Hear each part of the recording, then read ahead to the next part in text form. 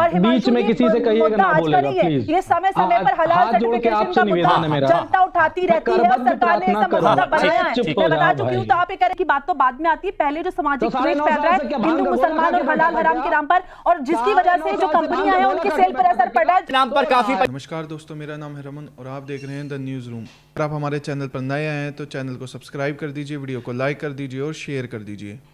और बीच में किसी से कहिएगा ना बोलेगा प्लीज। ये समय समय पर हलाल सर्टिफिकेशन का मुद्दा जनता उठाती रहती है और सरकार ने ऐसा मसला बनाया है। मैं बता चुकी हूँ, तो आप ये कह रहे राजा सो रहा था, आप तो चाहते हैं कि देश की जनता सो जाए और आप देश को लूट के ले जाए। अच्छा अंबर जी एक मिनट बात कंप्लीट कर लेते हैं फिर। हाँ बोलिए यादव जी। लूट कौन? मैं ये कह रहा हूँ हजारी साहब एक मिनट प्लीज। हजारी साहब एक मिनट।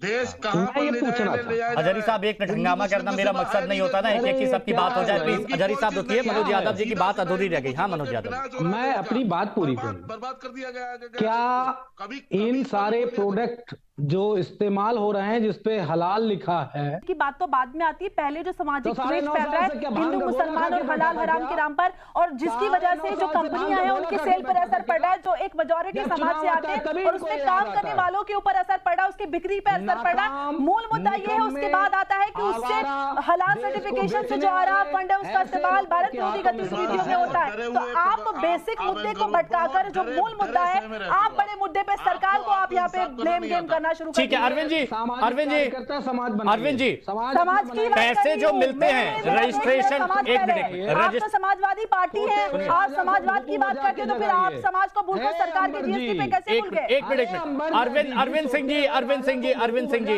रजिस्ट्रेशन के देखिए मनोज यादव जी, आलोचना अच्छे शब्दों में भी कर सकते हैं। जिन चीजों का आलोचना है बस, और क्या उसका कभी समर्थन नहीं किया जा सकता है। आपके नेता को मैं कहूं कि अफीम खाकर अखिलेश यादव सोए रहते हैं और सुबह 11 बजे उसके साइकिलिंग के लिए जाते हैं, तो आपको अच्छा लगेगा क्या?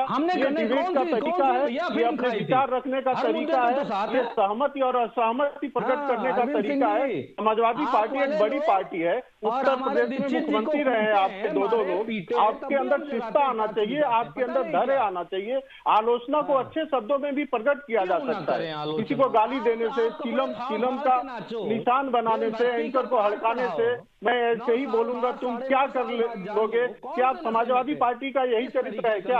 आप समाजवादी पार्टी का परिचय दे रहे हैं क्या?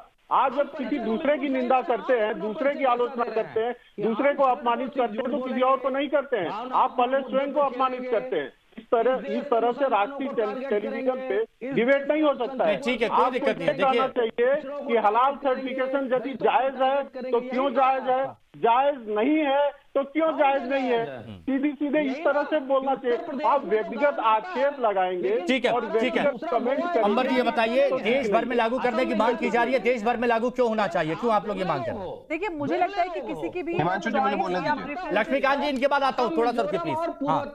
मेरी फूड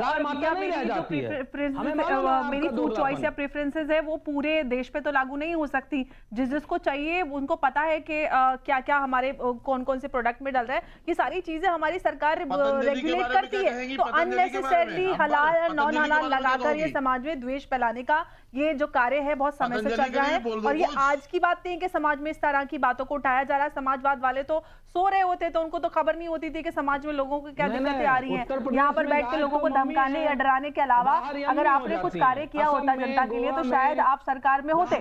लेकिन सवाल यही है कि आप हिंदू मुसलमान की बात उठा रहे हैं, लेकिन इतने वर्षों से जो हिंदू मुसलमान हुआ, जो चॉइस को एक धर्म विशेष की चॉइस को मेजॉरिटी पे लागू किया गया, क्या वो हिंदू मुसलमान नहीं है? तो आपने किया, आप अपने कृत्यों को तो दबाकर बैठेंगे। आप यहाँ पर टोपी लगाकर बैठ के लोगों को धमकाना, हड़काना और अभद्र भाषा का इस्तेमाल करना, ये करके आप अपनी पार्टी को अपना चरित्र दिखा रहे हैं कि आपके पास ना तो फैक्ट्स है और ना ही आर्ग्यूमेंट है।